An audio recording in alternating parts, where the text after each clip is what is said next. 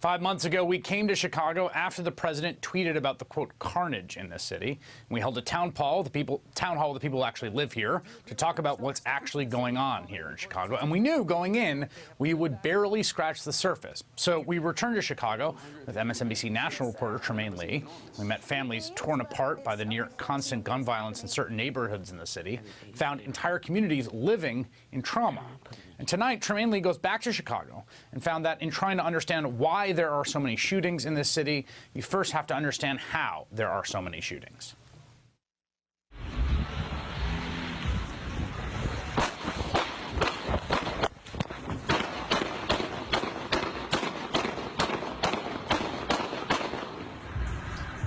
You can walk to any one of these stores here, man, and buy a gun anywhere. Any one of these little corner stores.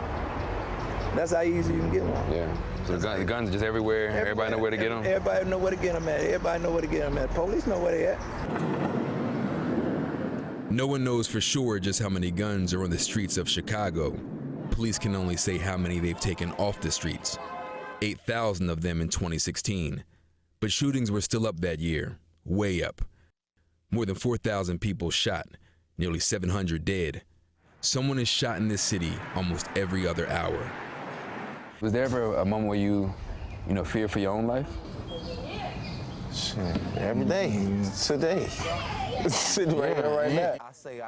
Neil Snowden and Jamel Lloyd grew up in Inglewood on the south side of Chicago, a community with an unemployment and poverty rate twice the city's average, where homicide rates doubled last year, and at least 15 people have been killed so far this year. When was the first time you picked up a gun? Probably like 10. Trying to be like everybody else, that nice people with the nice stuff that I see with the gun. Yeah. And I saw why they needed the gun, so I felt I needed one. And a gun is an easy way to make yourself popular? Why not? That's what everybody look up to, the person with the gun. The person who can do that's a form of power. Around here, you ain't nobody till you kill somebody. Do you get the sense that growing up in this community that you were pulled into the street, called into the street? It was like, if I do it, if I go hard in the street, if I be popular, it'd be less likely for my brothers to do it. I do enough crime for all of us. In neighboring Auburn Gresham, 27 people were killed last year, at least 14 this year. I love you, baby. Joe Washington grew up on these streets. He survived being shot 6 times. A former gang member and convicted felon, he's now trying to stop kids from turning to violence. When we came along, it wasn't like, shooting from across the street. It was, you get your man, or whatever. That's how I came along. Now it's a little more indiscriminate. They shooting from way over there and they hitting innocent people, man. It's crazy. Boy, stop. With thousands of guns on the streets, individual disputes turn deadly fast, leaving entire neighborhoods in Chicago trapped in a bloody cycle of retaliation. One of these disputes started 2 years ago in August. A gang member was found shot in his car. Retribution came in October. A rival gang member shot in a drive-by. His mother was left badly injured. In the retaliation shooting for that, a 19-year-old girl was killed in the crossfire. And then, Tyshawn Lee. Rob and Allison, police in the community say this is a new low for the city. Tyshawn Lee was 9 years old. 9 years old? 9 years old. And then got caught up with his daddy's activities, in the streets. And, that was a new kind of killing to me, as far as somebody killing a kid like that. Tyshawn Lee was deliberately targeted. He was lured into an alleyway and executed. In retribution, his father allegedly shot 3 people. So how many of those do we have in the neighborhood where you have this one situation that's a stream of 6 shootings? How many other streams of beef do you have? We have, right now I can count that we do have like 4 that's going on, 4 that we keeping our pulse on. It's 4 situations that's really hot that can blow up any minute. Even if the guns are here, someone has to pull the trigger. And our job is to get them not to pick the gun up. Autry Phillips runs Target Area Redevelopment. Among their missions, putting former gang members in outreach programs to try to stop violence on the streets. In this neighborhood of Englewood and Auburn Gresham and spots across the city, there's great need, right? These communities have been depleted for a long time. Some would say starved, right? Yeah. What do the communities actually need? What the community is lacking is hope. You're talking about trying to instill hope into individuals who are living in a community or living in a situation where it's hopeless, where the men in our community are unemployed, the women in our community are underemployed. We're experiencing opportunities where they are flourishing in other parts of our city, which is a great city. But my only thing is this: why can't it be a great city across the whole city? The violence, in my humble opinion, is all connected to the opportunity. But we don't have as much violence in the affluent communities. Why? Because they have resources that we don't have. Every individual community should have one place where all the kids could feel safe. Do these communities have those places now? There are some places, but we have to understand that there are gang lines, and I'm just being honest. There are gang lines that some groups cannot go over, and that's an unfortunate reality. So the community centers on this side, a whole bunch of kids are never going to have the opportunity to go over there because it's dangerous. It's dangerous. I mean, unfortunately, we have that in our society. But do you ever get tired or weary of the day-to-day gun violence, the bloodshed? Do you ever feel like no matter what you do, it's not enough? T, on the maps in our office, we have pointers where we can show you where the individuals got shot. But what we can't show you is the changing of someone's mind to go to school. Every now and then, we get that one youth that's going to turn his life around.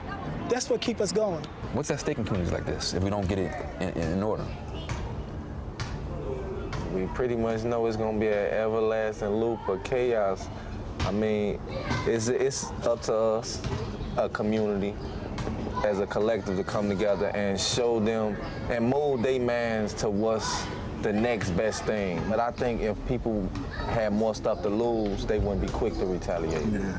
You'd be like, okay, yeah, somebody did something to my people, but I'm gonna lose my job, my house, I'm gonna lose my girlfriend, I'm gonna lose my life if I retaliate. Do we think we can come out of it? Yes, and one of the ways we can do it is not just get ourselves out of it, you get what I'm saying, it's also giving back. If we all trying to get each other to rise above where we come from, instead of just being a product of our environment, then we might get somewhere. All right, joining me now, MSNBC national reporter Trymaine Lee. Trymaine, that is a phenomenal piece. Thank you for doing it. And one thing I want to focus in on are these chains of causation. I think that's such an important part of this puzzle, is that there's these sort of repercussions. And we see this all throughout human history in a million different environments, right? When the law is not providing justice, the people take in their own hands, from Hatfield McCoys and onward. How do you interrupt that specific part of what is happening in the city? I'll tell you what, Chris, it's kind of difficult, and I've heard it time and again in Chicago, where they say, I'd rather be carried by 6, I'd rather be judged by 12 than carried by 6. So in the communities where there are bullets flying around, where people are actually getting killed, people feel the sense that they need to protect themselves. And what happens when your brother, your sister, someone in your family, your friend is killed, and the police aren't there? You go to defend yourself. But I think one thing that we miss in all of this is that we tend to judge people without respect to their circumstances. Look at Neil and Jamel, for instance.